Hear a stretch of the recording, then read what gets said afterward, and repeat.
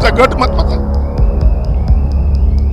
खासदार की आज उद्या मिळून जाईल तुम्हाला. हो, तुम्ही फसवलंय. तुम्ही सय्यददादा मंडलिकांनी फसवलंय आम्हाला. माफ नाही. विश्वासघात केलाय कोल्हापूरकरांचा, शिवसैनिकांचा. होय नाही म्हणत, खरं सोनं खोटं सोनं म्हणत अखेर कोल्हापूरचे दोन्ही खासदार आहेत ते शिवसेनेला सोडून एकनाथ शिंदे गटामध्ये सामील झालेले आहेत. आणि या संदर्भात बोलण्यासाठी कोल्हापूरचे शिवसेनेचे जिल्हाप्रमुख आहेत. अखेर दोन्ही खासदार आहेत ते शिवसेनेला सोडून गेलेले आहेत. तुमची पहिली प्रतिक्रिया काय? नाही, खरं तर मी त्या खासदारांबद्दल मला बोलायची काही इच्छा नाही आहे. कारण त्यांचा जर आत्तापर्यंत सगळा प्रवास बघितला तर कधी राष्ट्रवादी, कधी शिवसेना, परत राष्ट्रवादी, परत शिवसेना. कारण त्यांचा प्रवास हा बघितल्यानंतर त्यांच्याबद्दल मला बोलायची इच्छाच नाही आहे. परंतु सन्मान्य उद्धव ठाकरे साहेबांना मी बोलू इच्छितो, विनंती करू इच्छितो की असे पोपट परत घेऊ नका. त्यांना कायमची दारं बंद करा. ज्यांच्यावर तुम्ही विश्वास टाकला, ज्यांच्यावर तुम्ही अपेक्षा व्यक्त केली, ती जर लोक अशी करत असतील तर अशी लोक परत मातोश्रीची दारे या लोकांसाठी बंद करा, अशी आम्ही जिल्हाप्रमुख या नात्याने शिवसैनिक विनंती करणार आहोत. आम्ही खरा धक्का बसला तो संजयदादा मंडलिकांचा, की आमच्याबरोबर बैठकीला होते, त्यांनी बेंटेक्स आणि सोन्याचा विषय काढला, आमच्याबरोबर समर्थन मोर्चा काढला, त्यावेळी संजयदादा मंडलिक आमच्यावर होते, पत्रकार परिषदेला आमच्यावर होते, सगळ्याबरोबर आमच्या चर्चेत आहे ना. हो, तिने सांगून गेल्याचं वाईट वाटलं असतं, पण तो ते गेल्यामुळं माझ्यासारख्या जिल्हाप्रमुख शिवसेनेला धक्का बसला. कारण आम्ही त्यांच्यासाठी खूप राबलो होतो आणि त्यांच्याकडनं आम्हाला कोल्हापूरच्या खूप अपेक्षा होता. एक मराठा चेहरा, एक कोल्हापूर जिल्ह्याचं नेतृत्व करणारा चेहरा. बाहुबलीसारखं फक्त ते पुढं पळाले असते तर आम्ही शिवसेने त्यांच्या चारी बाजूने त्यांना पुढं करून ह्या कोल्हापुरात संजयदादा मंडलिकांना फार मोठं करायचं आमचं स्वप्न होतं. त्यांनी आमचा विश्वासघात केलेला आहे. पण तेच संजय मंडलिक असं म्हटले की कोल्हापुरात आल्यानंतर संजय पवार असतील, सुनील मोदी असतील, सगळ्या शिवसेनेच्या पदाधिकाऱ्यांची मी समजूत काढणार आहे. काय समजूत काढतील आता वाटते? जर उद्धव ठाकरे साहेबांना सांगून त्यांनी समजूत काढली तरच आम्ही भेटू इच्छितो, नाही तर अशा लोकांना आम्ही भेटू इच्छित नाही. शिवसैनिक भेटू इच्छित नाही. आम्ही जीवाचं रान केलं आम्ही. हो,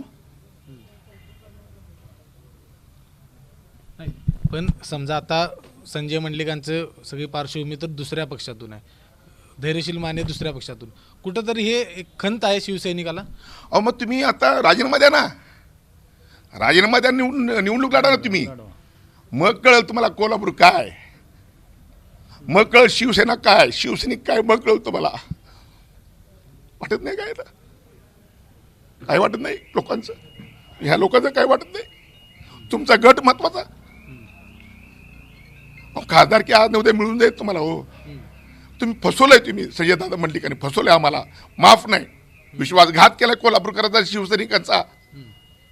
रात्र दिवस राबले आम्ही सगळे. ते असं म्हणतात की मला बोलण्यासाठी वेळ पण मिळाला नाही, एकच दिवस होता माझ्याकडे. काय सांगतायत? बोलायला वेळ नव्हता. बाकी ठिकाणी बोलायला वेळ होता तुम्हाला सगळ्यांना. आम्हाला इथं सांगितलं असतं मी जाणार, आम्ही बोललो नसतो. आजचं वाक्य बोललो नसतो. हो, काय बोलायला वेळ नव्हता? आम्ही सगळी येत आहे ना. हो, कोल्हापुरात कुठे कोण गेले? काय पण कारण सांगून जाऊ नका तुम्ही. असं फसवू नका कोल्हापुरात. कोल्हापूरकर तुम्हाला सांगतो प्रचंड विरोधात जाणार आहे, प्रचंड विरोधात जाणार आहे. आणि मी म्हणतोय आम्हाला आता मोठ्या म्हणजे मला वाटते आमचा माणूस इथं परत निवडून कसा तरी प्रयत्न करणार आहे. नाहीतर अशी माणसं पराभूत कशी होतील यासाठी आम्ही जोरदार प्रयत्न करणार आहे. आता अशी ज्यांनी फसवले कोल्हापूरकरांना, शिवसैनिकांना, उद्धव साहेबांना, त्यांना कोल्हापूरकर माफ करणार नाहीत, अजिबात करणार नाहीत, कोणालाच माफ नाही. या दोन्ही खासदारांनी एक प्रकारे बाळासाहेब ठाकरेंना फसवलं, कारण बाळासाहेबांचं स्वप्न होतं कोल्हापुरात 2 शिवसैनिक आपले खासदार पाहिजेत. खरं तर आम्ही बाळासाहेबांचं स्वप्न पूर्ण करण्यासाठी शिवसैनिक उतरले ना. हो, दोन्ही कोल्हापूर जिल्ह्यामध्ये त्यांचं स्वप्न पूर्ण करण्यासाठी राबलो आम्ही. धनुष्यबाण तिथं होता. आता निवडणूक लढवून देत ना, घेऊन देत कमळ चिन्ह, लढवून देत ना. स्वार्थासाठी हे त्यांनी पाऊल उचललं. ते खूप त्यांनी आम्हाला वेदना दिल्या, दुःख दिलं आम्हाला कोल्हापूरकर. आणि कोल्हापूरकर त्यांना ह्या दोघांना कधी माफ नाही करणार. नाही. धन्यवाद. तर आपण बघितले या दोन्ही खासदारांना कोल्हापूरकर कधीही माफ करणार नाहीत. शिवसैनिक हे आता या दोन्ही खासदारांच्या विरोधात ताकदीनं या ठिकाणी उतरतील आणि 2024ची जी इलेक्शन आहे त्या निवडणुकीमध्ये शिवसैनिकच, कट्टर शिवसैनिकच त्यांना उमेदवारी द्यावी अशा पद्धतीची विनंती उद्धव ठाकरे यांना करणार असल्याचं मत देखील या ठिकाणी संजय पवार यांनी व्यक्त केलं आहे. कॅमेरामन निलेश शेवाळेसह विजय केसरकर, ABP माझा, कोल्हापूर. ABP माझा, उघडा डोळे बघा नीट.